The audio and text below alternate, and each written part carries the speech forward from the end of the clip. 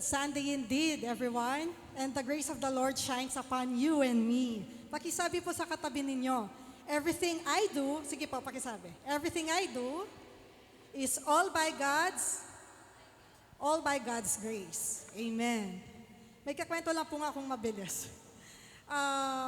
Back nung mga before pandemic or pandemic days po, meron pong binigay na aso sa amin. And imported po siya from Dubai, Maltese. Tapos napamahal po yung asong yon sa amin sobra kasi one of the first pets po namin ng mag-asawa. Bali, binayaan po kami ng Maltese pero he ran free nung October last year. And nung time na yon sobrang nag-ano din po ako. Kaming mag-asawa po, sobrang ramdam namin. Kasi parang siyang baby talaga na nawala din, no. Pero eventually, no, comes December, siguro bandang after po ng mga church services natin ng Christmas Eve, yan, New Year's Eve. Bigla, no, may dumila sa sakong ko. So, parking namin sa garahe. Tapos, nung time na yon, si Nemo, yung sasakyan namin, pinapark namin. Tapos, yung asong yon pumasok, diretso. So, sa totoo lang, di namin alam gagawin namin kasi may void eh. So, baka may awe, may papers. Tapos, sinusurrender na sana namin sa guard. Tapos, nagano na rin po ako sa GC sa subdivision namin na, yun nga, in-announce na kung kanino man yung asong to kasi naka-diaper, may void din. Tapos, sabi nung guard sa amin, sa inyo po muna, nung time na yon. To sa gate muna namin, ikulong muna namin. Sabi ko, hindi naman to sa amin. Sige po, hanapin lang po namin yung may-ari. Saka namin i-confirm o pa-return yung pet po. Tapos, nung time na yon, naiyak ako kasi bigla akong, alam niyo yung bleeding woman, nung hinawakan niya yung balabal ni Jesus Christ, yung parang there's a certain power na-release kay Jesus Christ, tapos nagkaroon siya ng compassion. So, ganun din ako. Pagka dila nung aso, kala ko nga insekto. Tapos, nung pumasok siya lalo kong naramdaman na parang nandun ulit yung aso namin. To the point na nandun pa yung stock ng supplies kasi nung aso namin, yung iba, pinless na namin. Tapos, pinaliguan ko talaga, unti-unti naman, kasi baka takot siya, no? Maligam-gam na tubig, nagpa-prepare pa ako kay Mike ng hair blow dryer. Lahat ng maisip niyong accessories ng aso, meron pa nga siya serum eh. So pinaliguan ko siya kahit hindi naman siya sa amin. No, pinaliguan ko, diniaper ko, binilang ko pa ng 1 kilong top breed na dog food, pinainom na fresh milk. Di ba? Daig pa kami, fresh milk. Pero nung time na yon, nakita ng mama ko, saya mo, sabi niya. Kasi parang nakapiling namin ulit si M&M yung dati naming aso. Pero nung time na yon, nung lumipas yung 2 hours, nagkaroon na kasi siya ng attachment sa baby namin kay Micah. So naghahabulan na sila, ganon. Umakyat na nga siya sa stairs namin eh. Tapos, nung nandyan na yung may-ari, yung po palang Cavite, bisita nung Pasko. So, parang nawala lang sa basketball court. Kasi sobrang dumi po niya, malikabok. Pero, yun nga, nahiya silang konti kasi pinaliguan ko, naging pet hotel ng DOS yung bahay namin. Pero sobrang okay lang po, sabi ko. Hindi dahil sa Pasko, kundi dahil nagkawan kami ng affection din dun sa aso. Kahit na yung name pa mo niya yata, nung name kasi niya lang. Yun, may name siya, letter B. Pero regardless, no, bigla ko naalala ang ating Panginoon na gano'n niya tayo kamahal na ang tuwing niya sa atin, hindi man aso, hindi man yung pinarenta lang sa pet hotel, no, kundi anak. Hinango niya tayo mula sa karumihan hanggang sa kalinisan. Hindi lang yon, nilinis niya tayo, na-restore niya tayo sa totoong may-ari at ang totoong may-ari sa atin ay ating Panginoon. Siya ang ating creator, siya yung basic natin, siya yung gumawa sa atin at kanino tayo babalik sa kanyang biyaya. Sa kanyang dakilang biyaya na walang kupas. At tayo inihango mula sa kadiliman hanggang sa kanyang dakilang kaliwanagan. Kaya tayo ngayon na biniyayaan ng Panginoon, tumayo at tayo'y magbunyi sa kanyang banal na pangalan. We praise you for you redeem us with your grace. Thank you, Lord. Hallelujah. Let's sing praises to the Lord.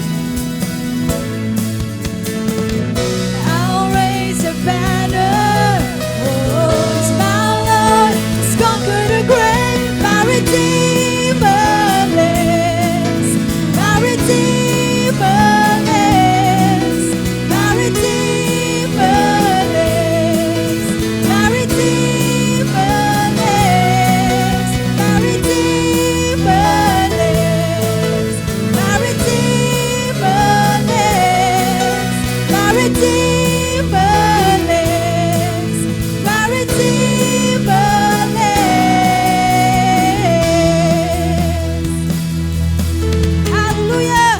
Thank you, Jesus, for all that you've done. My Savior, Redeemer, lifted me from the miry clay. Almighty, forever, I will never be the same, 'cause you came here from the everlasting to the world we live. The Father's only Son. We live, you live, you lived, you died, you rose again on high. You opened the way for the world to live again. Hallelujah, for all you've done. Once again, you live, you lived, you died, you rose again on high. You opened the way for the world to live again. Hallelujah, for all you've done. Hallelujah, Jesus. Oh, we are so grateful for all that you have done. Oh, we praise your name. 'Cause you came here from the everlasting to the world we live. The Father's only Son. Once again, so you came here from the everlasting to the world we live. The Father's only Son. My Redeemer lives. Hallelujah. Let us shout. Yes, Jesus is alive. Hallelujah. My Redeemer lives. My Redeemer lives. It's a celebration. Oh, we thank you, Lord. You are reigning in us, Jesus. Oh, you live. My Redeemer lives. My Redeemer lives. My Redeemer lives. My Redeemer lives.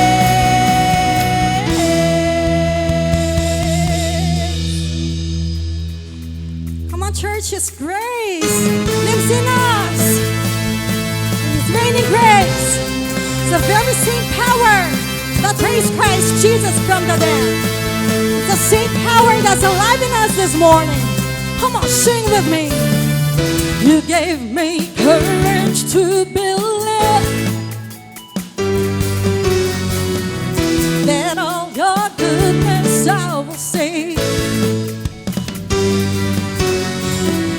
'Cause if it had not been for you standing on my side, where would I be? If not for your goodness, if not for your grace, I don't know where I would be today. Not for your kindness, I never could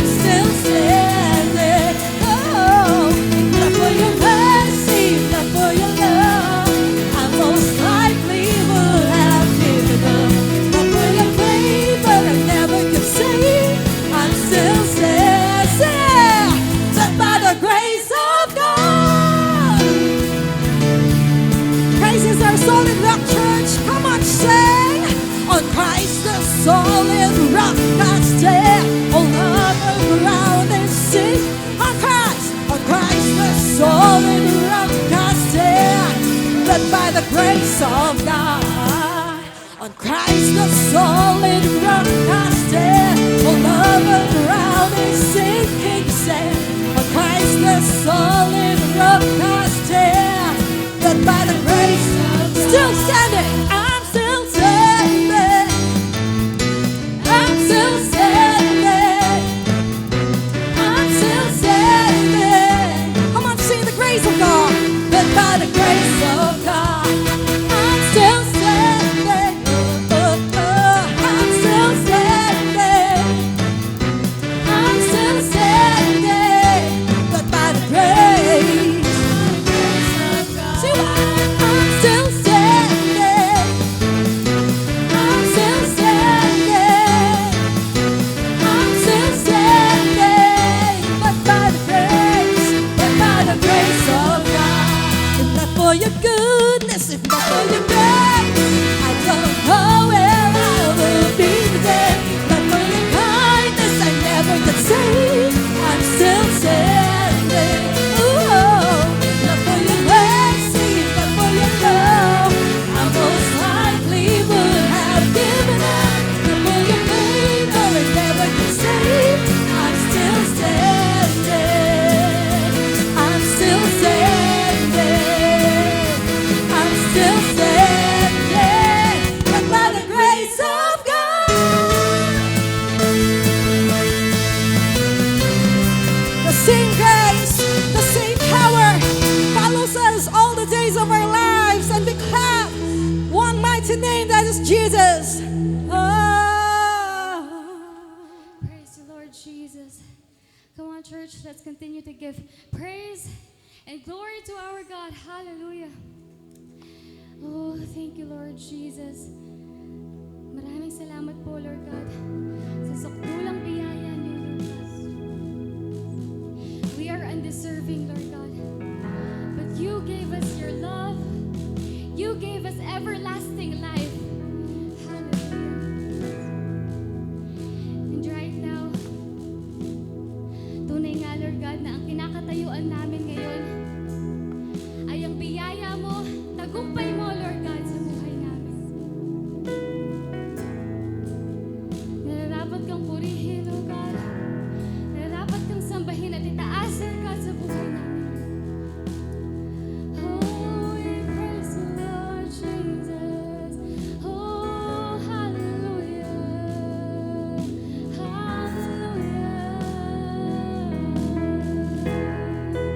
Purihin ka,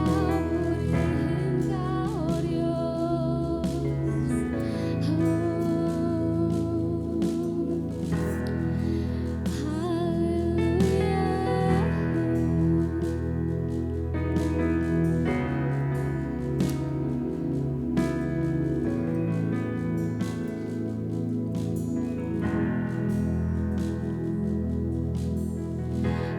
Habang hindi karapat-dapat, pagkukulan ng habag at wagas mong pagsilang. Habang walang kakayanang masuklian ka ng mabuti sa lahat mong ginawa.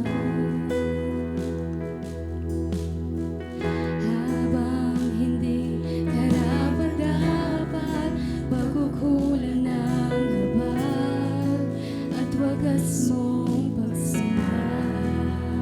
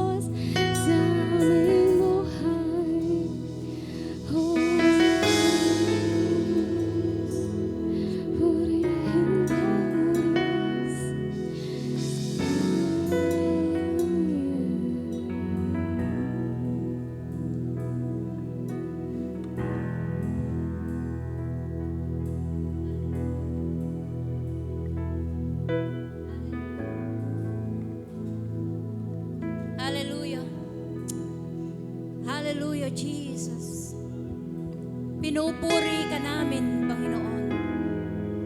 Pinapasalamatan ka namin, dakilang naming Diyos. Sinasamba namin ang iyong dakilang pangalan, Panginoong Hesus. O tunay nga pong napakabuti mo sa aming mga buhay. O Lord, salamat po. Hindi ka nagbabago, Panginoon. Ang iyong biyaya ay sapat, Panginoon. Kaya nga po, Diyos, patuloy ka naming pupurihin. Patuloy ka naming sasambahin sapagkat karapat dapat kang tumanggap ng papuri at pagsamba sa iyong mga anak sapagkat ikaw ay Diyos na tunay. Ikaw ay Diyos na buhay. Ikaw ay Diyos na makapangyarihan. Oh, maraming salamat, Panginoon, sa iyong mga salita na patuloy na nagbibigay buhay sa amin, Panginoon. Maraming salamat, O Diyos, dahil sa iyong mga salita, Panginoon. Kami po ay patuloy na lumalalim sa pagkakilala sa aming nag-iisa at tunay na Diyos sa aming mga buhay. Maraming salamat sa umagang ito, Panginoon, na kami po ay iyong pinagkatipon upang sama-samang makapakinig at makapagbulay ng iyong banal na salita. Maraming salamat, Panginoon. Tunay nga, O Diyos, na ikaw lang ang dapat maitaas, ikaw lang ang dapat mapurihan, at ikaw lang ang dapat maitanghal sa lugar na ito. O, salamat, Panginoon. Napakadakila ng iyong pag-ibig na ipinadama mo sa bawat isa sa amin. Kaya, Panginoon, patuloy ka naming pasasalamatan. Maraming salamat sa iyo, Panginoon. Maraming salamat po sa lahat ng ginawa mo na sa aming lahat. Maraming salamat, Panginoon. Ikaw lang ang aming pupurihin. Ikaw lang ang aming sasambahin, Panginoon. At sa iyo lang ang pinakamataas na papuri at pagsamba. Sa pangalan ni Jesus na aming Diyos. Amen and amen. Napakabuti mo, aming Diyos.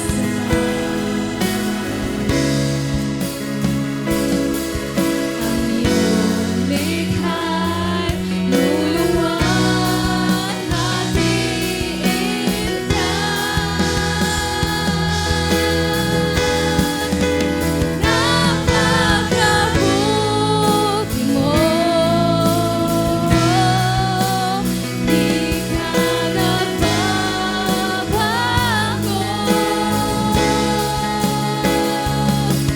Noon, ngayon, kailan pa man, sa buhay ko'y tapat. Napakabuti mo, aming Diyos naman. Ang iyong likha'y luluwalhatiin ka. Napakabuti mo, di ka nagbabago.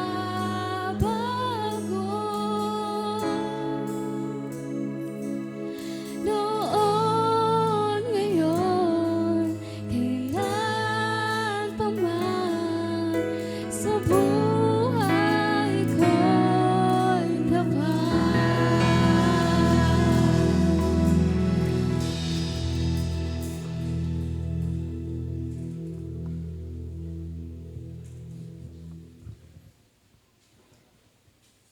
Amen. Mabuti po ang Diyos. Amen. Aba pong inaawit natin kung gaano kabuti ang ating Panginoon. Amen. Praise the Lord. Ang ating pong mga puso ay nagagalak na sambitin palagi kung gaano po katapat, kung gaano kabiyaya, kung gaano kabuti ang ating Diyos. Hallelujah! Amen. Nasa bahagi po tayo ng pagkakaloob. Amen. Tayo po'y manalangin. Thank you, Jesus. Thank you, Lord. Salamat po, O Diyos. Salamat po, Panginoon, sa inyong napakasaganang biyaya.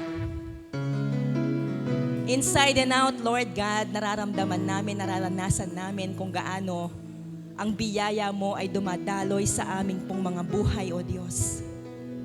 Thank you, Jesus. Panginoon, Ikaw po ay dakila. Ikaw po, Panginoon, ay tapat sa aming pong mga buhay, sa iyong mga anak. Napakabuti mo, aming Diyos. At patuloy namin kinikilala, Panginoon, na dahil sa iyo,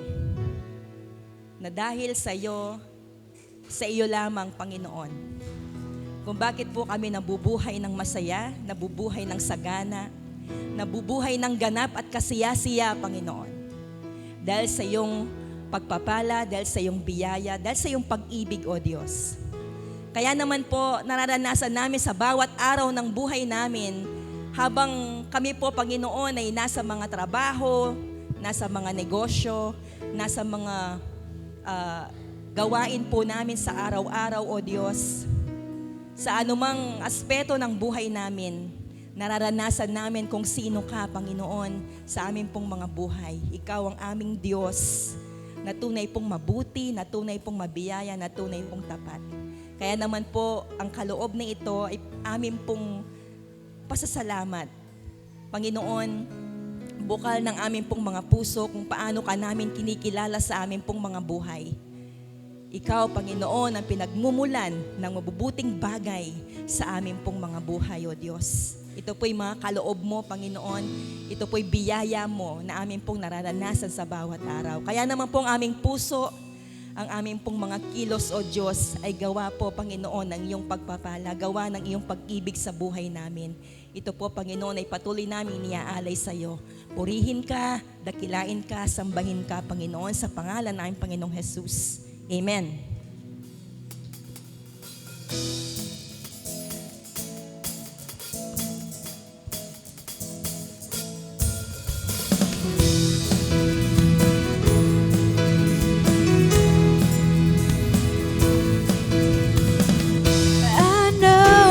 Rescued my soul.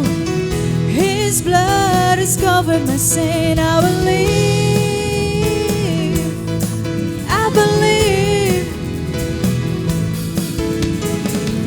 My shame is taken away. My pain is healed in His name. I believe. I believe. Alright, now lang po tayong announcement. Among the young ones, pakitaas po ang kamay ng mga youth. Let's run for Jesus. This would be next week na po, no? March 1 here. Right here yung meet-up. Okay, the meet-up place would be here. Call time po ha, 3:30. Hindi po yung on the way ng 4 o'clock ha. 3:30, see you at 3:30. Start time would be at 4 p.m. So yun po, yun lang po ang announcement natin. Tama po? Alright, and now let's rise and shine and greet our brothers and sisters in the love of God. My Redeemer lives. My Redeemer lives. My Redeemer lives. My Redeemer lives. My Redeemer lives. My Redeemer lives. My Redeemer lives. My Redeemer lives. My Redeemer lives. My Redeemer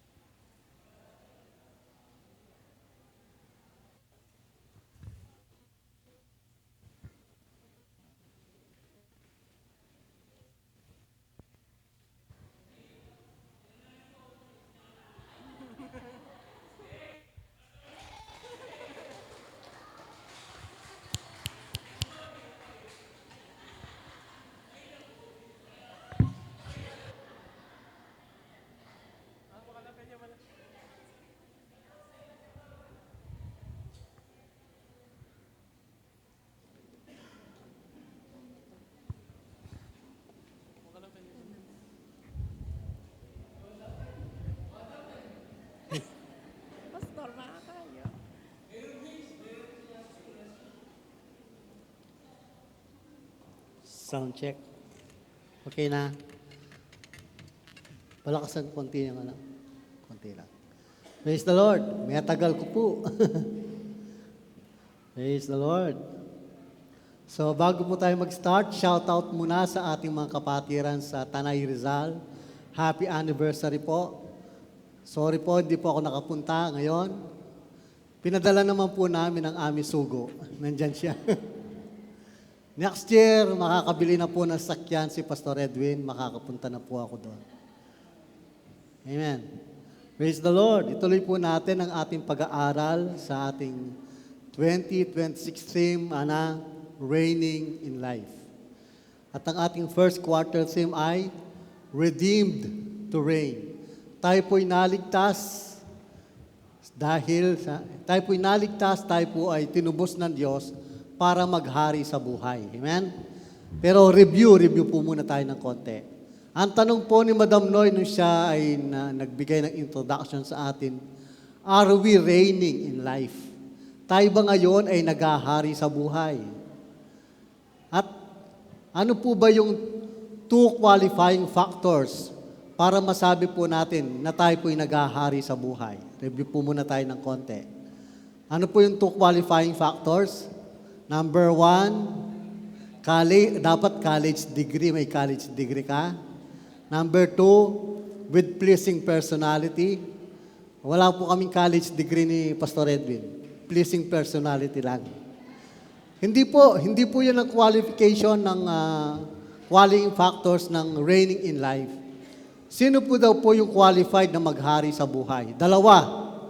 Those who receive the abundance of His grace and those who receive the gift of righteousness will reign in life.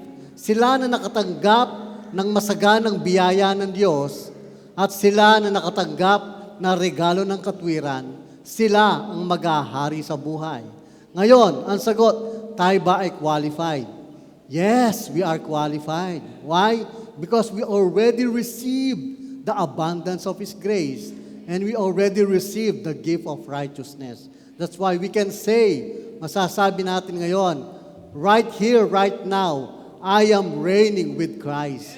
Ako ngayon ay naghahari sa buhay. This is a present reality, my dear brothers and sisters. Hindi po ito mangyayari pa lamang. Ito po ay katotohanan na sa atin ngayon that indeed because of His grace, because of His righteousness, we are already reigning in life. Amen. And we can only reign through the grace of God, sa pamamagitan lamang ng grace ni Lord. Kaya makapaghahari tayo sa buhay. Sabi ko nga, hindi doon sa degree, hindi sa pleasing personality, hindi sa panlabas, kundi sa biyaya lamang ng ating Panginoon. At alam po natin ang kahulugan ng biyaya. Ang kahulugan po ng biyaya ay unmerited favor, gift, regalo, from the word charis, ng ibig sabihin ay regalo. Pero gusto ko pong mag-share sa inyo ng isang napakagandang kahulugan ng biyaya na nakatuon din po sa ating pag-uusapan ngayong umaga. We can only reign through the grace of God. At ang topic po natin ngayon, grace that reigns. Ang biyaya na nakapaghahari. So ano po ang ibig sabihin ng grace na gusto ko pong i-share sa inyo? Grace is God's provision for everything that mankind needs.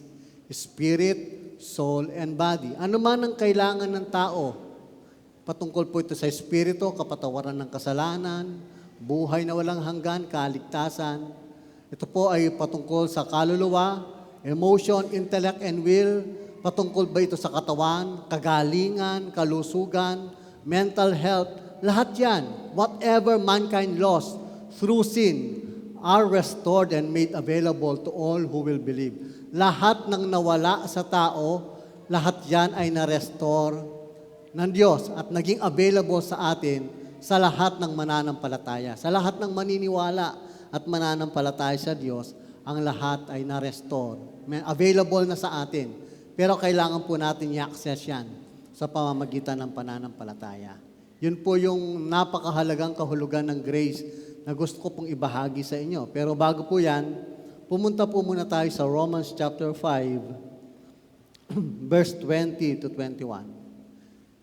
verse 20, ibinigay ng Diyos ang kautusan para ipakita sa mga tao na marami ang kanilang pagsuway at nagdagdagan pa nga dahil sa kautusan. Pero kung nadadagdagan ang pagsuway, higit na nadadagdagan ang biyaya ng Diyos. Kaya kung paano naghari ang kasalanan at nagdulot ng kamatayan, ganun din naman naghahari ang biyaya ng Diyos at nagdudulot ng buhay na walang hanggan. At dahil sa ginawa ng ating Panginoon Jesucristo, itinuring tayong matuwid ng Diyos. Amen. So alam po natin na wala pang kautusan, mayroon ng kasalanan. Malinaw po sa atin yan. Review po muna tayong konti. Wala pang kautusan, meron ng kasalanan. At dahil nandyan na ang kasalanan, wala pang kautusan, hindi alam ng tao na sinisira ng kasalanan ng kanyang buhay. Winawasak ng kasalanan ng kanyang buhay. So nasisira ang buhay niya, nawawasak ang buhay niya. Ayaw ng Diyos na masira ang buhay ng tao. Napakaganda ng plano niya sa tao. Kaya nga naman ano ang ginawa ng Diyos? Gusto niyang i-reveal ang kasalanan sa tao para sa ganoon makita ng tao kung ano ang sumisira sa kanya. Kaya nga naman ibinigay ng Diyos ang kautusan. Ibinigay ng Diyos ang kautusan, mga kapatid, para mamaga ang kasalanan. Para i-reveal, i-expose ng Diyos ang kasalanan. Pero hindi ang kautusan, mga kapatid, ang nagliligtas. Hindi ang kautusan ang nagiging paraan para tayo matuwid sa harapan ng Diyos. Para pong salamin. Nagsalamin na po kayo. Halimbawa, may dumi kayo sa mukha. Ikaw ay nagsalamin. Nakita mo dahil sa salamin na ikaw ay may dumi sa mukha. Pero hindi yung salamin ang maglilinis sa iyong mukha. Tama po ba? Halimbawa, nagpa-x-ray ka. May lumitaw sa x-ray na ganito yung, kaya pala may iniinda kang sakit sa loob, mayroon ka palang ganito at ganyan. May nakita sa x-ray. Ang gagawin mo ba doon sa x-ray film, gugupitin mo, maliit, tapos ilalagay mo sa tubig, hahaluin mo at iinumin mo kasi may sakit ka? Hindi. Pinapakita lang po ng x-ray na mayroon kang sakit. Pero hindi po yung x-ray ang lunas o sagot doon sa iyong karamdaman. Amen. Gayon po ang kautusan. Ipinakita lang ng Diyos sa atin sa pamamagitan ng kautusan na may paglabag. Bakit? Kasi sinisira kasi ng kasalanan ang buhay ng tao at hindi alam ng tao yan. Amen? Kaya nung na-expose ang kasalanan, nakita ng tao na mayroon siyang paglabag. At nung nakita ng tao na mayroon siyang kasalanan, mayroon siyang paglabag, nakita rin sana niya na hindi niya kayang iligtas ang kanyang sarili. Na kailangan niya ng tagapagligtas. Kailangan niya ng Savior. Kailangan niya ng tutulong sa kanya. Kailangan niya ng biyaya ng Diyos. Amen? Kailangan niya ng grace ng Panginoon. Kailangan ng tao ang kanyang tulong. Kasi kahit anong gawin ng tao, hindi niya kayang iligtas ang kanyang sarili. So, ano lamang kanyang kailangan? Biyaya. Grace. Amen. Sa pagpapatuloy, nakikita po natin naging laganap ang kasalanan. Pero bagamat naging laganap ang kasalanan, hindi pa rin ito humigit sa biyaya ng Diyos.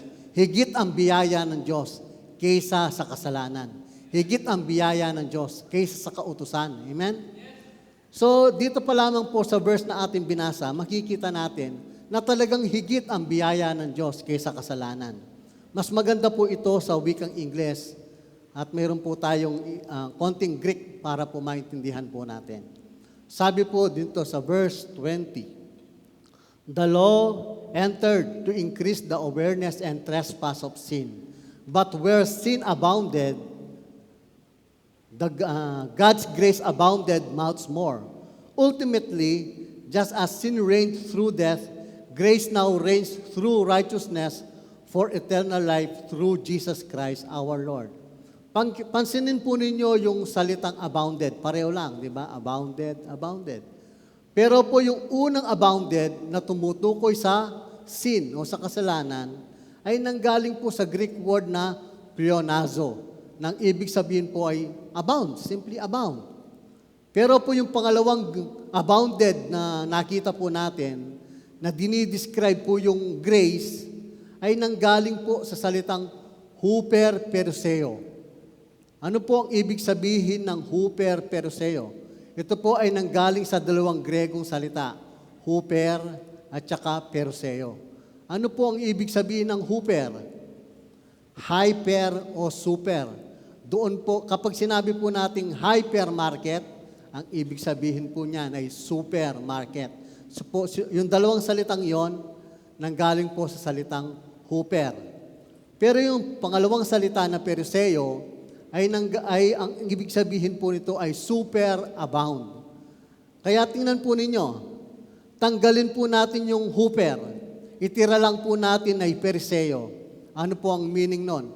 Super abound pa rin. Dinagdagan pa ng huper, huper peruseo. Kaya po ang literal na meaning niyan, super abound. Amen. Kumakanta pa lang po si Daniel kanina.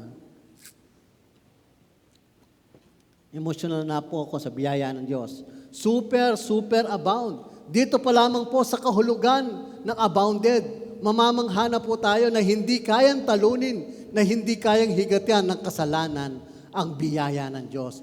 The grace of God, huper peruseo, super abound sa buhay ng bawat isa atin. At naniniwala po ako, nung nagkasala si Adan at Eva, hindi nataranta ang Diyos. Nagkasala si Adan at Eva. Ano yung gagawin ko? Ano ba yung solusyon na gagawin ko para mailigtas ko ang tao, para matulungan ko ang tao? Nataranta po ba ang Diyos? Hindi. Kasi naniniwala po ako, noon pa man, naisip na ng Diyos ang solusyon. Nasa isip at puso na ng Diyos ang solusyon bago pa magkasala ang tao. Bago pa ang kautusan. Ibinigay na niya ang kanyang maximum provision sa tao. Amen? Basahin po natin, 2 Timothy 1:9. Who has saved us and called us with a holy calling, not according to our works, but according to His own purpose and grace, which was given to us in Christ Jesus before time began. Dito po makikita po natin, kailan po nagsimula ang biyaya? Kailan po nagsimula ang grace? Hindi nung magkasala ang tao, ni hindi rin bago lilikha ang mundo. Ibinigay ng Diyos ang kanyang biyaya, ang kanyang maximum provision before time began. Bago pa magkasala ang tao, bago pa niya lilikha ang tao, nasa isip at puso na ng Diyos ang solusyon. At ang kanyang solusyon is the maximum grace, maximum provision, and that is the grace of God. Noon pa man, nandun na ang biyaya ng Diyos. Kailan? Before the time began. Bago pa magsimula ang panahon. Kailan po ba nagsimula ang panahon? Si Lord po ang creator ng panahon, ng time. Hindi po natin alam. Pero bago po nilikha ang foundation ng mundo, nandoon na po ang biyaya ng Diyos. Ganyan po kabuti ang ating Panginoon. Kaya nga naman po, hindi po ako naniniwala sa sinasabi ng ilan na, sa Old Testament, wala pang biyaya. Yung iba yung sabi ng iba, I beg to disagree. Noon pa man, nararanasan na ng mga tao ang biyaya ng Diyos. Pero balikan po natin muna yung verse, was given to us in Christ Jesus. Di ba namatay si Jesus 2,000 years ago pa lamang? Bakit sinasabi po natin? Before time began, the grace of God was given. Indeed, my dear brothers and sisters, hindi ko lang po nailagay dyan. Revelations 13:8, letter C. Ano po ang sinasabi ng Revelation 13:8? Before the foundation of the world, the Lamb was already slain. Bago po iporma ang pundasyon ng mundo, ibinigay na, sabi niya, before the foundation of the world, the Lamb was already slain. Sa isip at puso ng Diyos, ibinigay na niya ang tagapagligtas before the time began. Kasi sa isip at puso ng Diyos, ibinigay na niya ang kordero na makapag-aalis sa kasalanan ng salibutan. Noon pa man, amen? Hindi 2,000 years ago. Noon pa man, nakita na ng Diyos ang purpose mo. Noon pa man, nakita na ng Diyos ang buhay ng bawat isa. Kaya gusto ng Diyos na mabuhay po tayo ng pinagpala, may buhay tayong matagumpay, mabuhay tayong naghahari. Kaya ano po ang ginawa niya? Noon pa man, ibinigay na niya ang kanyang biyaya before time began, and at the foundation of the world, before the foundation of the world, the Lamb was already slain. Sa isip at puso ng Diyos, namatay na ang kordero para sa ikaliligtas ng bawat isa sa atin. Amen. At dahil po noon pa man ay nandoon na ang biyaya ng Diyos, may mga tauhan sa Biblia, karamihan sa kanila, na sikat, ay naranasan nila ang pabor ng Diyos. Naranasan nila ang pagsama ng Diyos. At ako po'y naniniwala, kapag kasama mo ang Diyos, dahil kasama nila ang Diyos, ang pabor ng Diyos, ang probisyon ng Diyos, ang biyaya ng Diyos ay kanilang naranasan sa kanilang buhay. Magbibigay po ako ng ilang halimbawa. Si Jose po, alam po natin ang kwento ni Joseph, di ho ba? Siya po ay inalipusta, siya ay pinagkanulo, siya ay ikinulong na walang kasalanan. Pero sabi po ng Genesis 39:2, ano po sabi ng Genesis 39:2? The Lord was with Joseph, and he was a successful man. Sinabi ito, nasa kulungan pa siya. Pero sabi ng Biblia, si Jose ay isang matagumpay na tao dahil ang Diyos ay sumasa kanya. Hindi po siya karapat-dapat, pero siya po ay naging mayor ng kulungan. Pero pagkatapos po noon, pinromote pa rin siya ng Panginoon at naging governor po siya ng Egypt. Ano po ang tawag po ninyo doon? Biyaya ng Diyos, pabor ng Diyos, grace ni Lord sa buhay niya. Why? Because the Lord was with Joseph. Na kay Joseph si Lord. Kaya nga naman, naranasan niya ang biyaya ng Panginoon. Siya ay naging matagumpay because the Lord was with him. Si Gideon, alam po ba ninyo ang kwento ni Gideon? Amen? Tinawag ni Lord si Gideon, sabi niya, Gideon, tinatawag kita para labanan ang mga Midianites. Ang mga Midianites po ay matatapang, malalakas na mga mandirigma, sumasakop ng mga kaharian. Pero ano po ang sagot ni Gideon?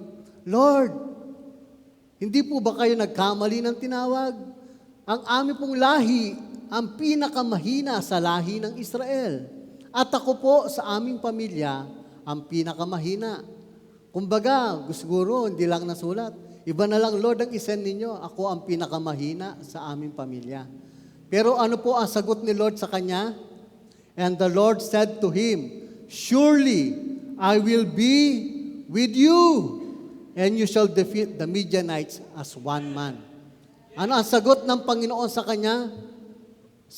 Sigurado ako, surely, tiyak ako, sasamahan kita at matatalo mo ang mga Midianita para ka lang nakipaglaban sa isang tao. Pero ano po ba ang bilang ng mga Midianita sa panahong yon? Daang-daang libo, napakarami, matatapang, malalakas, mandirigma. Pero ang tinawag ng Panginoon, ang tingin niya sa kanya sarili, mahina, walang magagawa. Pero ang sagot ng Panginoon sa kanya, sasamahan kita.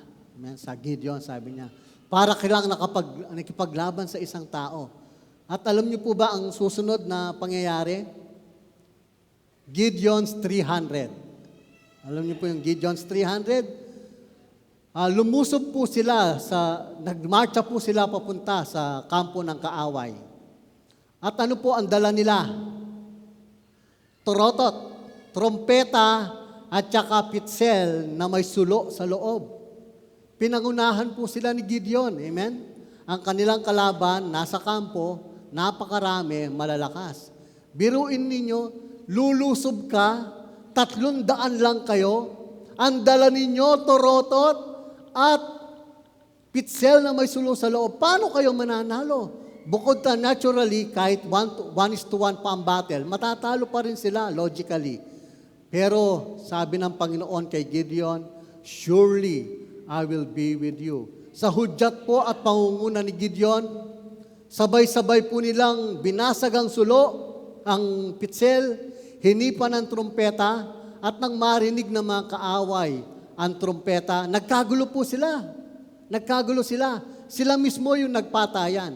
At pagdating po ng 300 mga tauhan ni Gideon at ni Gideon sa kampo, wala na silang kalaban. Patay na sila lahat. Why? Because the Lord said, I will be with you, sabi niya kay Gideon. Sasamahan kita, Gideon. Yun po ang pangako ng Diyos kay Gideon. Ano po ang tawag niyo doon? Hindi sila nagpagal, hindi sila nagpagod, wala silang ginawa. Ang ginawa lang nila ay nanalig na nampalataya sa buhay na Diyos na tumawag kay Gideon at sila po ay nanalo. Ang tawag po din niyo doon, biyaya, pabor, grasya ng Diyos sa buhay ni Gideon. Amen? Yun din po ang patotoo ni David, sabi na, though I walk in the valley of shadow of death, I will fear no evil. Why? For you are with me. Ano man panganib na suungin ko, sabi ni David, hindi ako matatakot. Dahil sabi niya, dahil ikaw ay sumasa akin. Amen? Praise the Lord. Palakpakan po natin ang Panginoon.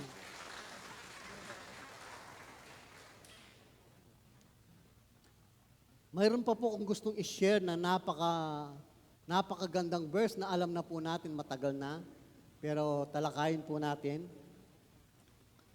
Bilang pagpapatunay na talagang ang biyaya ng Diyos noon pa man ay umaapaw na.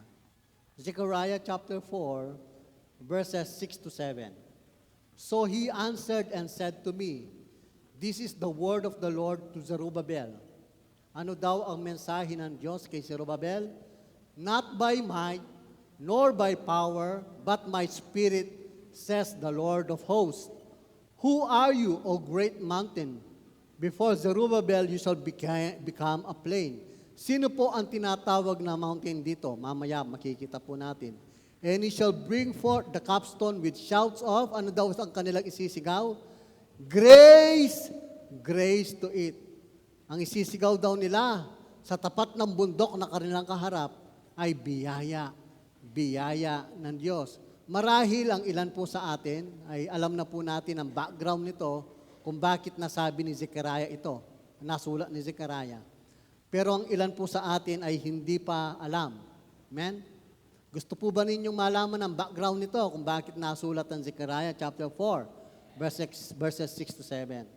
So napakahaba po ng history nito, pero magbibigay na lamang po ako ng timeline, mga importanteng timelines, para sa ganun somehow, hindi man po detalyado, makita po natin, magkaroon po tayo ng idea kung bakit nasulat ang verse 6 and verse 7 ng Zechariah chapter 4. Umpisahan po natin sa 586 BC. 586 BC. Ito po yung pangyayaring sa pangunguna po ni King Nebuchadnezzar, Nabucodonosor. Sininusob po nila ang Jerusalem. At sinira po nila ang lungsod, at sinira po nila ang templo. Ang templong ito ay yung templong original temple pa na itinayo ni Solomon. So, sinira po nila ang templo, sinira nila ang lungsod, marami po silang pinatay. Maraming namatay, pero may mga iilan na natirang buhay. At yung mga natirang buhay po, mga kapatid, ay kanilang dinala sa Babylon. Kinaptives nila, ginawang alipin at dinala sa Babylon. Kaya nga po, ang 586 BC na to ay mas kilala sa tawag na the Babylonian captivity. Amen? Lumipas pa ang maraming panahon. Tumagal po sila doon sa Babylon. Pero one time, 538 BC, si Zerubbabel, ang gobernador ng Huda sa panahong yon, ay nagkaroon ng pangitain na muling itayo. Nagkaroon po siya ng initiative na muling itayo ang nasirang templo ni Solomon. Sundan niyo po ako. Muling itayo ang templo ni Solomon na nasira sa pangunguna ni Zerubbabel. Pinahintulutan naman po siya ni King Cyrus ng Persia na itayo ang templo. Nagsimula na sila. Yan, may mga engineer pa. Nandyan ba si Janelle? Wala si Janelle dyan. Nagsukat na sila, itinayo na yung pundasyon ng templo, nagsimula na silang gumawa. Pero noong 536 BC, dahil po maraming tumutol, marami pong kumontra, pinatigil po ang construction ng temple. Pinatigil po ito ni King Artaxerxes. Sabi niya, itigil nyo. Dahil sa politika, napilitan po si King Artaxerxes na itigil ang construction ng temple. So itinigil po ito, nahinto po ito ng 15 hanggang 16 na taon. Natigil man po ang construction ng templo, hindi po tumigil ang mga mananampalataya sa buhay na Diyos na doon, na magtiwala sa Diyos, tayuan ang mga pangako ng Panginoon sa kalambuhay. Hindi po sila tumigil, nabalam man ang project, pero naniniwala po sila na ang biyaya ng Diyos, na ang pagsama ng Diyos, na ang pagkilos ng Diyos ay hindi matitigil. Hindi po sila tumigil sa pananampalataya na anuman ang mabuting nasimulan sa kanila ng Diyos ay lulubusin ito ng kapangyarihan ng Panginoon. Lulubusin ito ng Diyos at lulubusin ito ng biyaya ng Diyos sa kanilang mga buhay. Kaya nga naman, noong 520 BC, mga kapatid, nagsimulang mangaral si Zechariah, nagsimulang mangaral si Ageo, si Haggai. At one time, nagkaroon po ng pangitain na naman, nagkaroon ng pangitain si Zerubbabel. At ano po ang kanyang pangitain? Dito na po papasok yung verse na binasa natin kanina. Yung Zechariah chapter 4, verses 6 to 7. Basahin po natin sa Tagalog. Matandang Tagalog po ito. Na magkagayoy, sumagot at nagsalita sa akin, siya sa akin. At nagsabi, ito ang salita ng Panginoon kay Zerubbabel, na sinasabi, hindi sa pamamagitan ng kalakasan, ni ng kapangyarihan, kundi sa pamamagitan ng aking espiritu, sabi ng Panginoon ng mga hukbo. Sino ka, o malaking bundok? Sino po ang malaking bundok na tinutukoy po dito? Ang malaking bundok na tinutukoy po dito ay yung naging hadlang, malaking hadlang, para hindi maipagpatuloy ang templo. Si King Artaxerxes. Sabi niya, sa harap ni Zerubbabel ay magiging kapatagan ka at kanyang ilalabas ang pangulong bato at may hiyawan. Biyaya sa kanya. Ano po ang kanilang isinigaw? Biyaya sa kanya. Grace, yun po ang kanila sigaw, noon pa man. Tayo po, sumisigaw tayo ng tagumpay. Ang pagsigaw po nila ng biyaya at ang pagsigaw po natin ng tagumpay, they are not mere words na sinasabi lang po natin. Hindi po sila religious cliche na parang mantra lang na walang kwenta. Naniniwala po ako sa panahon ito, ang pagpapahayag po nila ng biyaya, ito po ay pagkilala that not by might nor by power, but by the Spirit of the Lord. Matatapos ang templong ito sa kapangyarihan ng Diyos, sa biyaya ng Diyos. Amen? Amen? Tagumpay. Matatapos ang lugar na ito, ang building na ito, by the grace of God, sa tagumpay na ibinigay na ng Diyos sa atin. Kaya sumisigaw tayo ng tagumpay, mga kapatid, gaya ng bundok na nakaharap sa kanila. Sino ang bundok? Si Haring Artaxerxes. Yumanig ang bundok, naging kapatagan. Amen? Alakala nila walang nangyayari, pero may nangyari. Amen? Natinag ang malaking bundok, gumalaw ang malaking bundok, naging kapatagan. And miraculously, in 520 BC, pinahintulutan po na itayo muli ang templo. Nagpatuloy po sila. Yes, nabalam, pero tandaan po ninyo, delays are not denials pagdating sa work.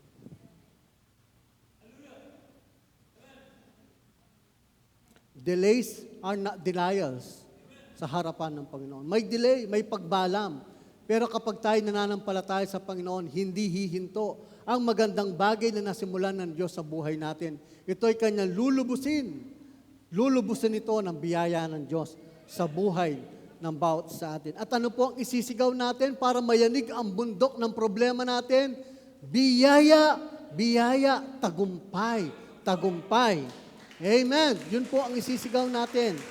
And in 516 BC, na itayo ang napakagandang templo, na-restore ang templo, ang sentro ng kanilang kultura, ang sentro ng kanilang kalakalan, ang sentro ng kanilang buhay, na italuyo muli ang templo, naging masigla muli ang Jerusalem.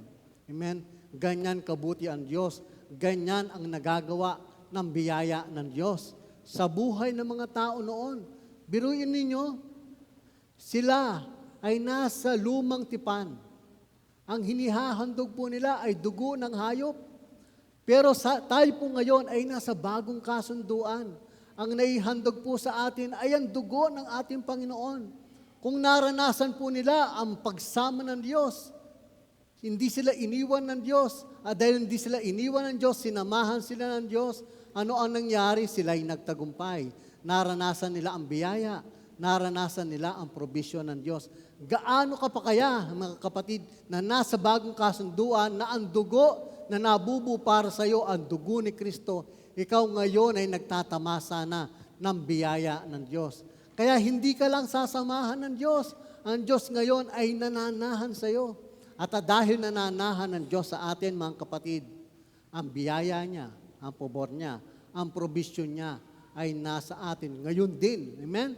Nasa atin na ngayon ang biyaya ng Diyos. Ito'y kumikilos ng malaya, powerfully, sa buhay ng bawat isa sa atin. Tingnan po ninyo, may biyaya noon, may biyaya ngayon. Nai-enjoy po natin ang grace ni Lord ngayon. Where in fact, tayo po ay naligtas sa pamamagitan ng biyaya ng Panginoon. Ephesians chapter 2, verses 8 to 9. For by grace you have been saved through faith. And not of yourselves. It is the gift of God, not of works, lest anyone should boast.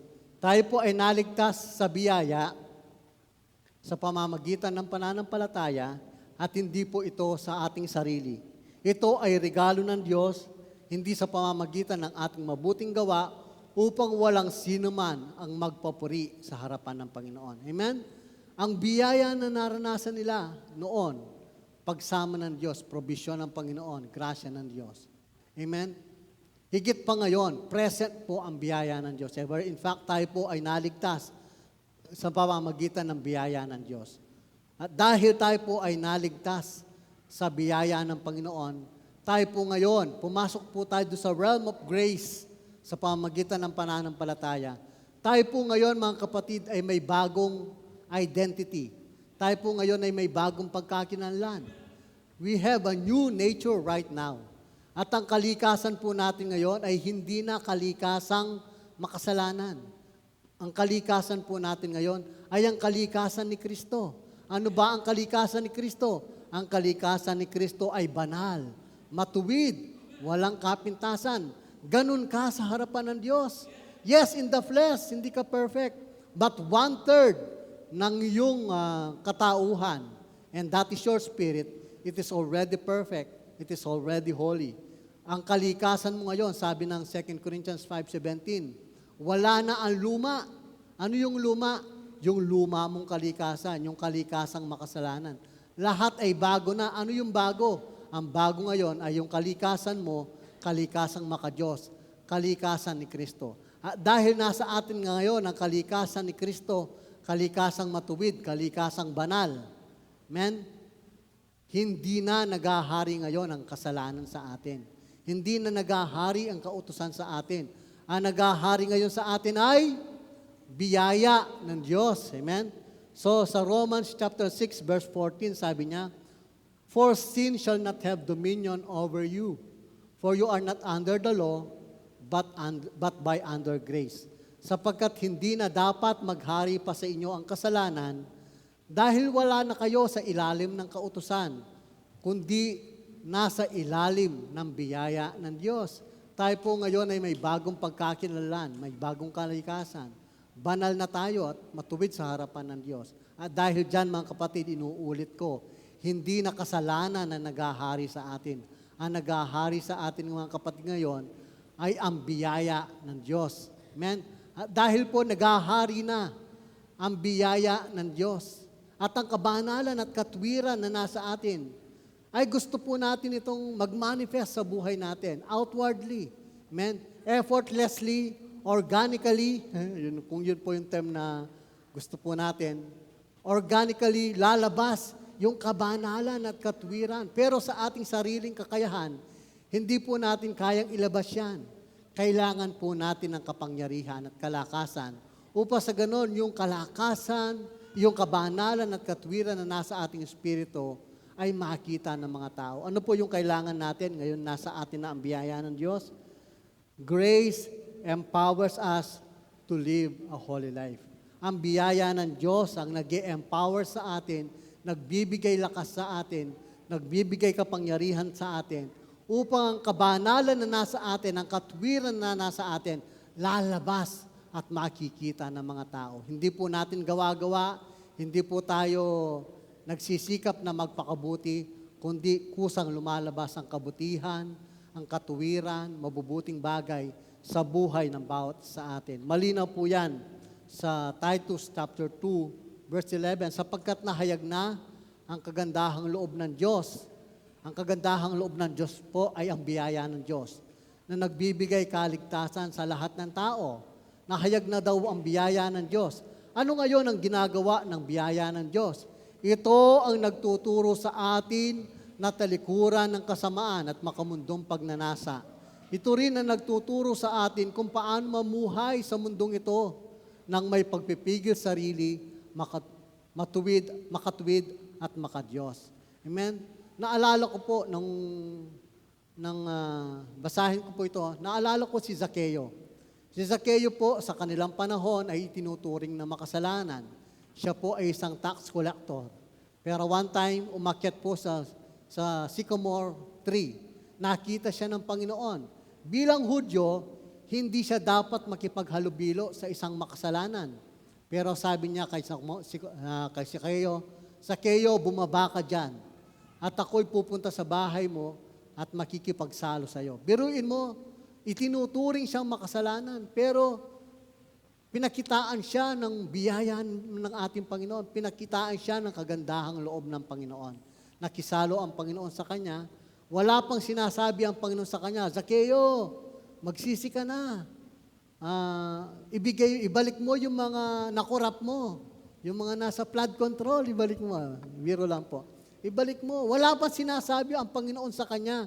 Nang naramdaman niya na siya'y tanggap ng Panginoon, naramdaman niya ang biyaya at kagandahang loob ng Diyos. Siya mismo, sabi niya, Panginoon, lahat ng mga, kung may nakuha man po ako, nakurap man po ako sa mga tao, ibabalik ko po yan 4 times. May interest pa. Amen? Ganyan po ang nagawa ng biyaya ng Diyos kay Zaccheo. Hindi siya hinatulan ng Diyos. Ang kagandahang loob ng Diyos ay biyaya ng Diyos, ay ipinamalas niya sa kay Zaccheo. Yun ang nagtulak kay Zaccheo para magbago. Ang biyaya ng Panginoon, mga kapatid, ang magtutulak sa atin para tayo magbago. Huwag mong piliting magbago. Hayaan mong magpatuloy ka sa salita ng Diyos. Magpatuloy ka sa biyaya ng Panginoon at babaguhin ka ng kapangyarihan ng biyaya ng Diyos. Amen. Praise the Lord. Dinagdag ko po dito, ang biyaya ng Diyos ay hindi lisensya para magkasala, kundi lakas at kapangyarihan para mapagtagumpayan ito. Hindi ko mo sinasabi nating tayo pinatawad na, masagana ang biyaya ng Diyos.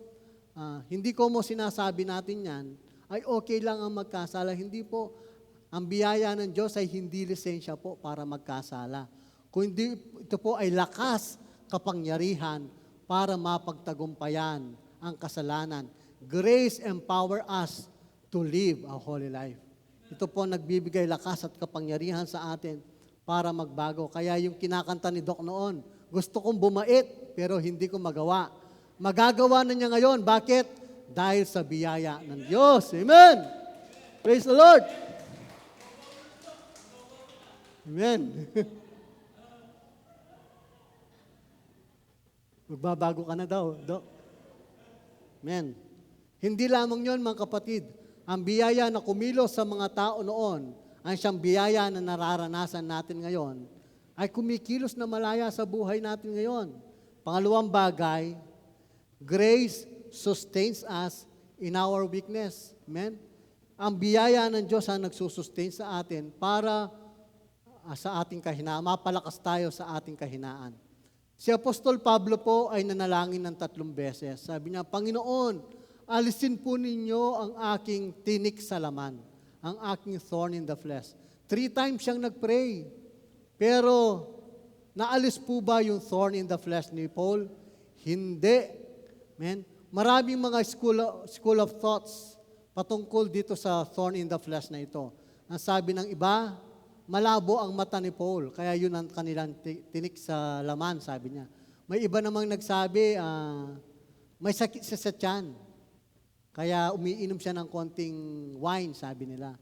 Pero sa ating pag-aaral, ito po ay persecution o pag-uusig na idinalangin siya sa Panginoon. Panginoon, alisin po niyo ito. Hindi sinabi ng Lord kay Paul, Paul, wala na akong magagawa sa sitwasyon mo. Hanggang ganyan ka na lang. Ganyan ka na lang. Hindi. Ang sinagot ni Lord kay Paul, and He said to me, ang sagot daw ng Panginoon kay Pablo, my grace is sufficient for you, for my strength is made perfect in your weakness. Hindi man naalis ang tinik sa laman ni Pablo, sumagot ang Panginoon ng mas higit pa doon sa kanyang tinik sa laman. At ano ang kanyang sinagot? Paul, ang aking biyaya ay sapat sa iyong buhay. Kumbaga, kung babalikan natin yung ating definition ng grace kanina, Paul, ang provision ko sa iyo ay sapat. Na noon pa man ay ibinigay ko na sa iyo. Ano po ba yung provision na natanggap ni Pablo? Ang provision niya ay nasa kanya ang kapangyarihan ng pangalan ni Jesus. Nasa kanya ang kapangyarihan ng dugo ni Jesus. Nasa kanya ang makapangyarihang salita ng Diyos. Nasa kanya ang banal na Espiritu. Nasa kanya ang bunga ng Espiritu. Love, joy, peace, patience, kindness, gentleness, self-control, and faith. Nasa kanya lahat yan, kapatid. Kaya sabi ng Panginoon, my provision is sufficient for you, Paul. True enough, dahil ang provision ng Diyos, ang grace ni Lord, ay sapat sa kanyang buhay, sa pagpapatuloy ng buhay ni Pablo, ang kanyang kahinaan, ang kanyang hadlang, ang kanyang tinik sa laman, ay naging patotoo sa kanyang buhay. Ang sabi niya, I have fought the good fight of faith. I have kept the faith. I have finished the race, sabi ni Pablo. Yung nabasa natin kanina sa mga youth. I have fought the good fight of faith. I have kept the faith. I have finished the race. Natapos ko ang takbuhin, sabi ni Pablo. Nanatili ako sa pananampalataya. Paano? Sa pamamagitan ng biyaya ng Diyos. At sabi nga ni Pastor nung nakaraan, sabi ni Pablo, mas marami akong nagawa kaysa sino mang apostol na nakasabayan ko. But sabi ni Pablo, yet not I. Hindi dahil sa akin, but by the grace of God na kumikilos at nagahari sa aking buhay. Amen? Kapatid, ano ang pinagdadaanan mo ngayon? Ang biyaya ng Diyos ay nasa iyo ngayon, kumikilos sa iyong buhay. Kasama mo ang Diyos. Hindi mo lang kasama ang Diyos. Ang Diyos ngayon ay nananahan sa iyo. Kung paano, amen, sinamahan ng Diyos sa mga tao sa lumang kasunduan, tayo po ngayon na nasa bagong kasunduan, nabubuo ang dugo ng ating Panginoon sa atin. Tinanggap natin siya bilang tagapagligtas, tayo po inaligtas sa pamamagitan ng biyaya. Gaya po ni Jose, nakaranas po siya ng injustice sa kanyang buhay, siya inalipusta, siya ay hinamak, pero po siya na nagumpay dahil sa biyaya ng Panginoon, dahil sinamahan siya ng Diyos. Ikaw man ay nakaranas ng gayong mga bagay, kapatid, kasama mo ang Diyos, nananahan ng Diyos sa iyo. Kaya tiyak, ikaw ay magtatagumpay. Gaya ni Gideon, ikaw man, sa piling mo, ikaw ay mahina.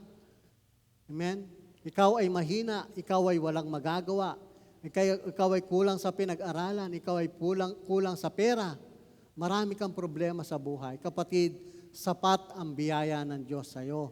Gaya ni Gideon, sabi ni kay Gideon, sasamahan kita. Yun din ang sagot ni Lord sa panalangin mo. Anak, sasamahan kita. At dahil sasamahan tayo ng Diyos at ang Diyos ngayon ay nananahan sa atin, tiyak ang tagumpay sa buhay natin. At gaya po ni Zerubbabel, ang sinagaw niya doon sa bundok na hadlang sa vision ni Lord sa kanya, ang sigaw niya, biyaya, biyaya, tagumpay, tagumpay. Nayanig ang bundok, miraculously pumayag si Artaxerxes na itayo muli ang templo. Kapatid, ano mang bundok ng problema na meron ka ngayon, bundok ng mga utang, bundok ng karamdaman, patuloy mong tayuan, paniwalaan ang biyaya ng Diyos. Patuloy mong isigaw ang biyaya, ang tagumpay ni Kristo dun sa krus ng Kalbaryo bilang pagkilala, hindi sa sarili mong lakas kaya ka magtatagumpay. You know what? Mayayanig ang bundok na yan. Mapapatag ang bundok na yan dahil sa biyaya ng Diyos. Kapatid, nananahan ang Diyos sa iyo ngayon, nasa iyo ang biyaya ng Diyos. Gaya ni Pablo, ang sagot niya sa kanya, ang biyaya ko, ang provision ko, ay sapat sa iyo, Pablo. Ganon din po tayo, ang biyaya ng Diyos ay sapat sa atin. Nasa atin din ang kapangyarihan ng pangalan ni Jesus. Nasa atin din ang kapangyarihan ng dugo ni Jesus. Nasa atin ang mga salita ng Diyos. Nasa atin ang mga pangako ng Diyos. Nasa atin ang kapangyarihan na banal na Espiritu. Nasa atin ang mga bunga ng Espiritu. Ano pa ang dahilan para masabi mong hindi mo kayang maghari sa buhay? Wala na. Nasa atin na ang tagumpay. Nasa atin na ang biyaya. Kaya pwede po tayo. Tayo po'y makapaghahari at naghahari na nga tayo sa buhay na ito. Amen. Grace sustains us in our weakness. Ang ibinibigay sa atin ng Diyos is His sustaining and empowering grace. Para anuman ang kahinaan mo, kapatid, ay yung mapagtagumpayan, ikaw ay maging malakas, ikaw ay magtagumpay at maghari dito sa buhay na ito. 2 Peter 1:3, sabi niya, His divine power has given to us all things that pertains to life and godliness. Ang kanyang kapangyarihan na nagbigay sa atin ng lahat ng bagay upang tayo makapaghari patungkol sa buhay na ito at sa buhay na darating. Through the knowledge of Him who called us by glory and virtue, by which we have been given to us exceedingly great and precious promises, that through this you may be partakers of the divine nature, having escaped the corruption that is in the world through lust. Amen. Sa Tagalog po, sabi niya,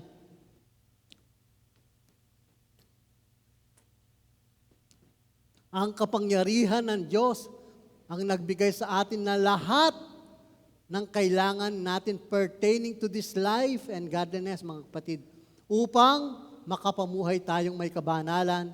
Ito'y sa pamamagitan, paano daw? Ng pagkakilala natin sa Kanya na tumawag sa atin.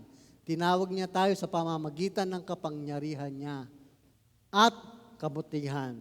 God has given us sustaining and empowering grace. Maganda po ba? Hallelujah! But, ito po ang mabuting balita. Grace is not done yet. Hindi pa tapos ang biyaya. Hindi pa tapos. Marami pang inilaan ng Diyos sa atin. 2 Peter 1:2, sabi niya, Grace and peace multiplied to you in the knowledge of God and of Jesus our Lord. Habang nakikilala natin ang Panginoon sa pamamagitan ng Kanyang salita, nakikita natin, napakarami pa palang biyaya na pwede nating ma-enjoy sa buhay natin. Habang nakikilala natin ang Panginoon, nagmumultiply, ibig sabihin, nakikita natin, ang dami pa pala ng biyaya na pwede kong maranasan sa buhay. Kaya anuman ang mangyari kinabukasan, mga kapatid, panatag ka dahil kasama mo ang Diyos, ang biyaya ng Diyos ay sapat sa iyong buhay. At habang nakikilala mo ang Panginoon, nakikilala mo, napakarami pang biyaya na inilalaan sa iyo ng Diyos. At hindi lamang yon, mga kapatid, sabi sa 1 Peter 1:13, Wherefore, gird up the loins of your mind, be sober and hope to the end, for the grace that is brought unto you at the revelation of Jesus Christ. Hindi lamang kapag nakikilala natin ang Panginoon, kapag dumating na ang Panginoon, dala pa rin niya ang napakayaman at napakalaking biyaya para sa iyo. Kaya kapag naaalala ka, ano ang gagawin ko sa eternal life ko? Ano ang gagawin ko sa langit? Noon, tanong namin yun eh. Lord, anong gagawin po namin? Everyday, praise and worship? Ano po yung gagawin na? Huwag kang mag-alala, kapatid. At the appearing of our Lord Jesus Christ, at the revelation of Jesus, makikita natin siya na mukhaan. Dala-dala pa rin niya ang lahat ng biyayang kailangan natin upang sa ganon, sa pamumuhay natin noon, ngayon, at susunod pang panahon. Amen? tayo po ay manatiling naghahari at nagtatagumpay. Amen? Hyper Peruseo.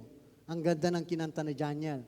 Yun po yung tinatawag na sukdulang biyaya. Palakpakan po natin ang Panginoon. Sukdulan po ang biyaya ng Diyos. Hyper ang biyaya ng Diyos. Super ang biyaya ng Diyos. Hindi po natin ito mahihigitan. Higit ang biyaya ng Diyos kaysa problema mo, kapatid. Higit ang biyaya ng Diyos kaysa sa karamdaman mo, kapatid.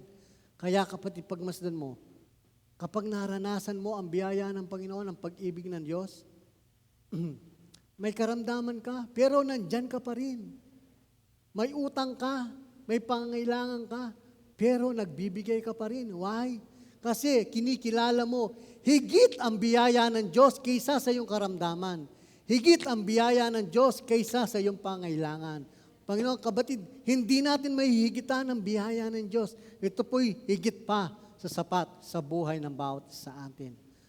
Kung kayo po ay mapunain, conclusion na po tayo, kung kayo po ay mapunain, makikita po natin sa mensahe ng Diyos ngayong umaga na ang Diyos ay naglaan ng biyaya noon before the beginning of time. Grace was given, the Lamb was slain before the foundation of the world, at ang biyayang yon ay nai-enjoy natin ngayon. At marami pang biyaya ang ibinibigay sa atin ng Diyos kung patuloy natin siyang makikilala sa buhay natin. Alam niyo po bang pinag-isa yan sa isang verse? Ang sabi po niya sa Titus 2:11 to 13, "For the grace that bringeth salvation hath appeared to all men." Appeared, past tense, kailan? Before the time began. Teaching us that denying ungodliness and worldly lust, we should live soberly, righteously, and godly in this present world, looking for the blessed hope and the glorious appearing of the great God and our Savior, Jesus Christ. There is grace in the past, there is grace now, and there is grace in the future. Sakop lahat ng aspeto ng buhay natin ang biyaya ng Diyos. Bakit? Kasi gusto ng Diyos, tayo po'y makapamuhay ng mananagumpay. Tayo po'y maghari sa buhay. Amen? Ano ngayon? Ano po ang dapat natin gawin? Paano po natin ma-access ang napakagandang biyaya ng Diyos na yan na sinasabi natin? Nabanggit ko po kanina, Romans chapter 5 verse 2a, "Through whom we have also we have access by faith into this grace in which we stand." Ma-access daw po natin ang biyaya ng Diyos. Paano? Sa pamamagitan ng pananampalataya. Sa pamamagitan ng faith. Ang lahat ng biyaya ng Diyos na inilaan niya sa bawat isa sa atin ay ma-access po natin. By grace. Amen? Yung grace niya ay ma-access natin sa pamamagitan ng pananampalataya. At ang pananampalataya ay hindi mula sa atin, mga kapatid. Hindi natin pagsisikap ang pananampalatayang meron sa atin. Ang pananampalatayang meron tayo ngayon is the faith of the Son of God. At ang pananampalatayang meron tayo ay galing sa salita ng Diyos. Ang pananampalataya dumarating, faith cometh by hearing, and hearing by the word of God. Ang pananampalataya dumarating sa pakikinig at pikikinig ng salita ng Diyos. Kung ang pananampalataya ay dumarating sa pamamagitan ng pakikinig at pakikinig ng salita ng Diyos, at sa pamamagitan ng pananampalataya, ma-access natin ang lahat ng biyaya ng Diyos. Ano po ang dapat natin gawin? Magpatuloy sa salita ng Diyos. Tuloy-tuloy lang po tayo, mga kapatid, tuloy-tuloy sa GE. Ano ang ating keyword? Ano ang ating key? Hiramin ko po yung word ninyo nung Wednesday. Madam Noy, consistency is the key. Magpatuloy. Tuloy-tuloy po tayo sa pagkinig na salita ng Diyos. Tuloy-tuloy po tayo sa salita ng Diyos. Tayo po, ang tawag po sa atin ay disciples. Ano po ang ibig sabihin ng disciples? Learners of the Word of God. Amen? Tayo po ay learners, nag-aaral po tayo ng salita ng Diyos. Tayo po ay mabuting estudyante. Amen? At ang isang estudyante, halimbawa, may major exam siya bukas, ngayon siya magre-review. Ang tawag po doon ay cramming. nagka-cram na siya. May mga estudyanteng ganon, di ba? Major exam bukas, magpupuyat ngayong gabi, magsusunog ng kilay, kaya minsan pati buhok na susunog. Magme-memorize, magpupuyat. Kinabukasan, may makukuha naman.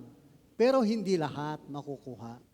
Pero ang isang mabuting estudyante, kapatid, wala pang exam, wala pang recitation. Pag uwi niya sa bahay, bubuksan niya ang kanyang notebook, bubuksan niya ang kanyang libro, babasahin ang ang kanilang lesson that day. Amen? Babasahin niya, wala pang major exam, wala pang recitation, babasahin niya. Consistent siya dun sa kanyang ginagawa. Ginagawa niyang habit yung ganung bagay. Ano ang ibig sabihin ng habit? Repeated action. Kapag paulit-ulit mong ginagawa, ang tawag po doon, habit. Ginagawa niya consistently hanggang sa magkaroon man ng surprise quiz kinabukasan, magkaroon man ng surprise recitation kinabukasan, major exam, short quiz, long quiz, minor quiz, lahat ng quizzes, ready siya. Bakit? Kasi handa siya. Nag-aaral siya. Amen? Tayo din mga kapatid, hindi natin alam. Pero kapag consistent po tayo sa salita ng Diyos, ano man ang mangyari kinabukasan, handa ka. Amen? Handa kang tayuan ng mga pangako ng Diyos. Sasabihin mo sa problema, hindi ang Diyos ang sinisigawan mo, Lord, tulungan mo ako. Kundi ang sinisigawan mo ay yung bundok. Bundok, umalis ka sa biyaya ng Panginoon, sa tagumpay ni Kristo, sa tinapos na gawa ni Kristo, lumipat ka, matunaw ka, maalis ka, bundok ng problema, bundok ng karamdaman, sa pangalan ni Jesus, ikaw ay matunaw, ikaw ay mayanig. Ito po ay mangyayari. Hindi ka nahihirapang maniwala. Minsan tayo nahihirapang maniwala eh. Bakit? Kasi hindi tayo consistent na nag-aaral ng salita ng Diyos. Pero kapag consistent tayo, walang magiging imposible. Lahat ay posible. Wala na ang salitang imposible sa atin. Lahat ay posible. Bakit? Kasi hindi ikaw ang kikilos. Ang kikilos sa buhay mo ay ang biyaya ng Diyos. Not by might, nor by power, but by the Spirit of God na kumikilos sa buhay ng bawat sa atin. Palakpakan po natin ang Panginoon. Amen. Itutuloy ko na po, kasama po sa biyaya ng Diyos. Sabi niya sa Pedro, 1 Peter 2:24, sa pamamagitan ng latay ni Jesus, ikaw ay pinagaling na sa iyong karamdaman. Naniniwala po tayo doon? Ako po, nakikita niyo po kung di pantay maglakad. Pero naniniwala po ako sa pamamagitan ng latay ni Jesus. Ako'y magaling na. Amen? Sino man po ang gusto nating itaas ngayon, o kung ikaw ay may karamdaman, angkinin mo ang biyaya ng Diyos sa krus ng Kalbaryo na sa pamamagitan ng latay ni Jesus, ikaw ay magaling na. Tumayo po tayong lahat. Sige po, music. Awitin natin mamaya pagkatapos ng prayer for the sick ng sukdulang biyaya. Hallelujah. Thank you, Jesus. Kung sino pa ang hindi tumatanggap kay Kristo ngayon bilang tagapagligtas ng kanyang buhay, today is the right time to accept Jesus in your life as your Lord and Savior. Kilalanin mo si Jesus bilang tagapagligtas ng iyong buhay. Papasok ka sa realm ng grace ni Lord at mararanasan mo ang lahat ng inilaan ng Diyos sa iyong buhay. Sabihin mo, kapatid, kung hindi ka pa tumanggap sa Panginoon, sabihin mo, Panginoon, tinatanggap kita bilang tagapagligtas ng aking buhay. Salamat po sa inyong biyaya. Salamat po sa inyong pag-ibig. Salamat po sa kapatawaran ng aking kasalanan. Ako ngayon ay banal. Ako ngayon ay matuwid dahil sa inyong biyaya. Salamat po sa inyong pag-ibig. In Jesus' name. Amen. Kung ikaw ay may karamdaman, ikaw ay may problema, gaya po ni Zorobabel, ang isinagaw nila ay biyaya ng Diyos. Sigawan mo ang sitwasyon mo, ang problema mo, ang karamdaman mo, ng biyaya ng Diyos. In Jesus' name, sa pamamagitan ng latay ni Jesus, ang karamdaman na yan ay aalis. In Jesus' name, ikaw ay magaling na sa pamamagitan ng latay ni Jesus. Ang tinapos na gawa ni Kristo sa krus ng Kalbaryo na sinasabing biyaya ay nasa iyo na sa pangalan ni Jesus. Kung ikaw ay may problema, pangailangan sa buhay, mayroon pa rin biyaya ang Diyos sa buhay mo ngayon. Sa biyaya ng Diyos, ang problema mo ay may kalutasan na at ang kalutasan ay si Kristo. Thank you, Lord God, for your grace. Salamat po sa sukdulang biyaya ninyo. Noon, ngayon, kailan paman, Panginoon, ang biyaya ninyo'y sapat. Ikaw ay tapat sa buhay ng bawat isa sa amin.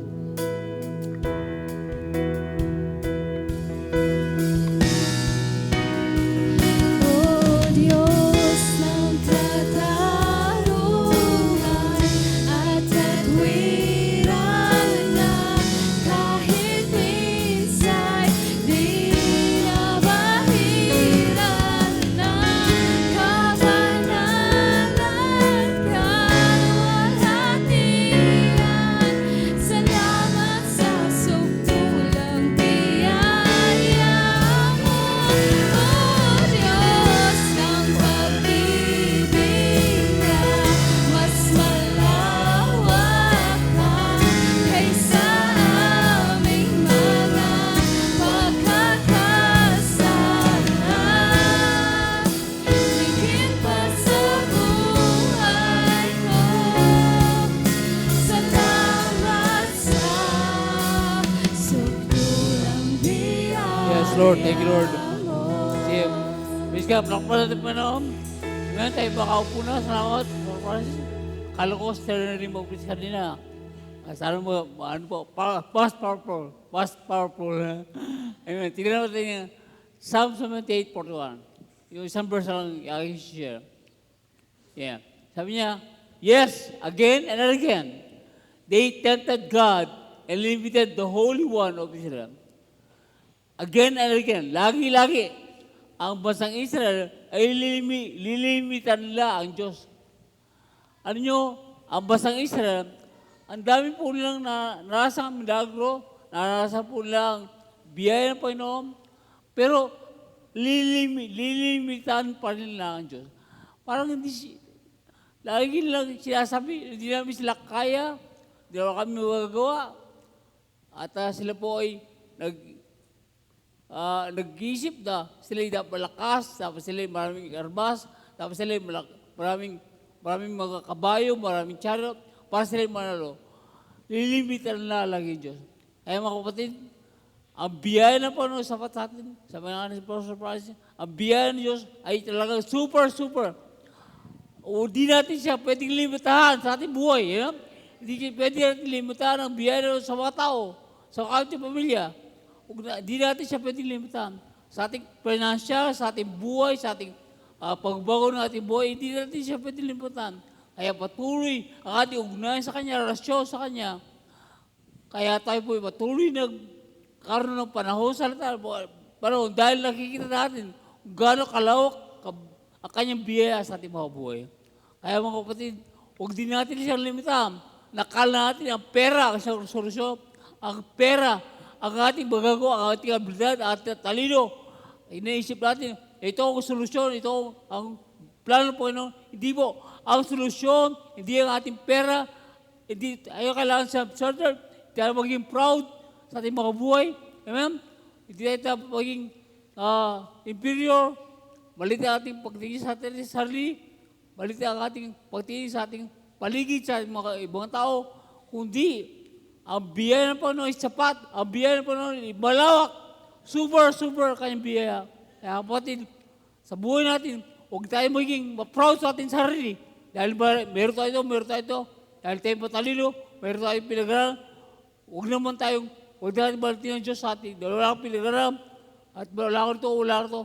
Pare-pareho lang tayo sa harapan ng Diyos. Dahil ang Panginoon, ang sa ating buhay, ang Panginoon ay magmamahal sa lahat tao. Kaya pa kapatid, ang Panginoon ang solusyon is the way, the truth, and the life. Nothing more, nothing less, period. Amen? Palakaman natin pa naman. Kaya kapatid, tuloy tayong maranasan kung gaano kabiyaya pa sa ating buhay. Tunay pa kapatid, tayo may bagong buhay na. Bagong buhay na, doon tayo masari. Tunay po may problema. Marami mo nakasulat sa Bible, mga mga lingkod pa no, naranasan nila ang kahirapan, naranasan nila ang iba't ibang buhay. Dahil hindi tayo accepted dyan. Hindi tayo accepted. Anong bagay sa nangyayari sa mundo? Pero, sabi natin, pero, sapat ang biyaya ng Panginoon sa aking buhay. Ako'y magtatagumpay at ako'y nabubuhay, natagumpay na dahil kay Kristo. Amen?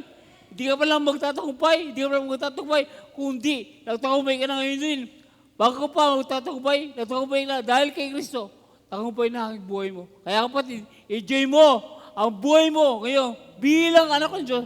Enjoy mo ang buhay mo bilang ikaw ay bagong buhay na bilang Panginoon. Siya lamang at lahat sa ating buhay. Siya kaimanan, siya ang treasure natin, siya ang ating kapayapaan, kahalakan, kasiguridad, kalakasan sa ating buhay. Siya lahat. Wala ka nang masasabi sapat siya ang Diyos sa ating mga buhay. Puri pa no, sa kanyang biyaya sa ating mga buhay. Palakpan natin mo. Amen? That's awesome. Lord God, we thank you, Jesus. We thank you, Lord God. Tunay po, Panginoon, kami lubos na napapasalamat sa iyo. Wala kami, dapat po malaki, wala kami dapat itaas sa ating may sarili. Wala kami idagdag sa iyong biyaya, kundi Panginoon sapat ka. Wala rin kaming babawasan sa Panginoon, ang aming sarili, ang aming kakulangan, kundi Panginoon, ikaw lamang ang lahat sa aming buhay. At kami pagkukuloy na pupuri, napapasalamat sa iyo. Salamat sa iyong ginamit. Kasi prosperous, kaluloy sa kanyang pamilya. Lord, huwag na rin nilipatan ang biyaya mo sa mga tao, sa aming pamilya. Panginoon, maraming magagawa sa tao. Kaya Panginoon, bigyan mo ng bagong kaisipan na ang taong ito ay hindi siya masama, kundi masama siya, pero Panginoon, nasaan ka para siya patuloy na kilos sa kanyang buhay. Kaya Panginoon, tunay Panginoon, ang anumang kabigat sa buhay, anumang kasaganan sa buhay, Panginoon, huwag namin ito ipagmalaki sa ating mga buhay. Huwag natin tanggapin, kundi ikaw kung namin tinatagap ang biyaya sa aming mga buhay. Lord, we thank you, give praise and glory, to the Father, the Son, and the Holy Spirit. And we all say, Amen. Amen. Amen. Let's all shout, tagumpay. 1, 2, 3. Tagumpay! One more. Tagumpay!